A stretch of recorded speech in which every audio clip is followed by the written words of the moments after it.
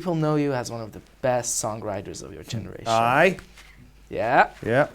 Another thing they know you for are your strong opinions about pretty much everything that happens around this world. No, can I rephrase that? Is my opinions. They're not strong, they're just opinions. Opinions? Mm.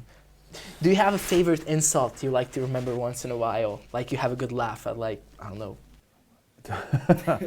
A favourite insult? Yeah. I don't think I've ever insulted anybody.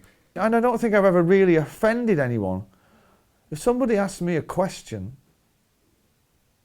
about whatever it might be, that is my opinion. Do you know what I mean? I don't get up in the morning and then say, what am I doing today? Oh, you've got to do the NME today. And I just go, right, okay, get a taxi. And then go into my, bedside cabinet I've got my little black book of hit list. I know I'm making this sound like I've actually got one in a bedside cabinet, but I haven't. And think, right, Ed Sheeran. He's fucking getting away with it, that cunt. He's out getting it today. A conversation will take place and it kind of, and people's names get dragged into it. But I've always stood by everything I've ever said at the point of saying it. There are a couple of things that I regret down the years, but I don't really think I'm that opinionated. It's just it comes across that way. It's because nobody has an opinion on fuck all anymore. Mm-hmm. Do you know what I mean?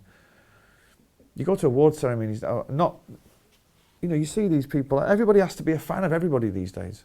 Do you know what I mean? Everybody has to be a fan of everyone. It's not real. Bell of Mighty Eye, the video, I think it turned out great. I had a great laugh at the beginnings. Yeah, well, I didn't.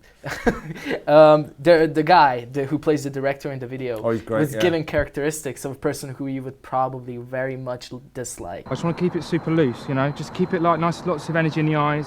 Just if you feel like you want to do anything, just keep it livid. Dangerous is probably the key word. Let's get quick. Nice. Ooh, grumpy. Okay. Do you know that this is the funny story? That guy who plays the director, he looks the spitting image of Bob Dylan. Do you know what his name is? No. Dylan. And I said to him, have you changed your name to look because you look like Bob Dylan? And he said, no, my mum, it's my name. My mum gave me that at birth. And I said, why?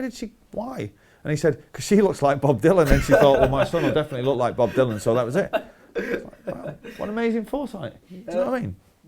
Did you have anything to do with that part of the? I know you don't talk about the concept. The director said he was going to.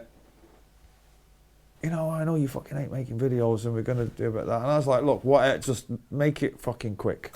But what I'm glad about that video is, I'm glad that I managed to portray on screen a fucking freezing cold, furious, mid-40s rock star who would rather be anywhere else than in that fucking shot at that particular time. That is acting that fucking Robert De Niro can only dream of that fucking shit, let me tell you. And how I didn't get a BAFTA for it is a fucking disgrace, quite frankly.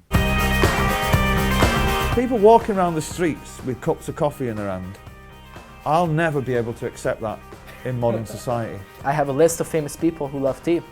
You're second. Hang on a minute, who's first?